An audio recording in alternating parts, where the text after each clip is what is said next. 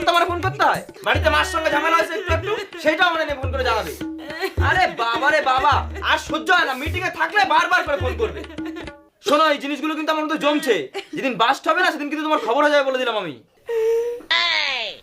তুমি এত স্যাড গানের কালেকশন কোথায় পাও গো? শুনতে শুনতে পুরো চোখ দিয়ে জল বেরিয়ে গেল। এটা আমার স্যাড গানের একটা প্লেলিস্ট।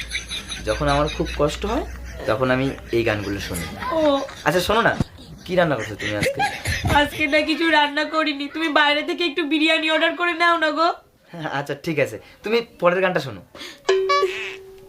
कौन है ये लोग? कहाँ से आते हैं? মানে কিচ্ছু বলার নেই, একটা রান্না সেটাও করতে পারে না। আমার নাকি বিরিয়ানি অর্ডার করে খেতে হবে। আরে অফিস থেকে বাড়ি এসে বোর হাতে রান্না খাবো সে সুযোগটা আমার নেই, বিরিয়ানি অর্ডার করে খেতে হবে আমার। বাবারে বাবা, এদিকে মহারানীর অর্ডারের শেষ নেই, শাড়ি লাগবে, মেকআপ লাগবে, এই লাগবে সেই লাগবে। আমার বাপ যেন ব্যস্ত টাকার গাছ লাগাইছে। হ্যাঁ, ভালো লাগে না একদম।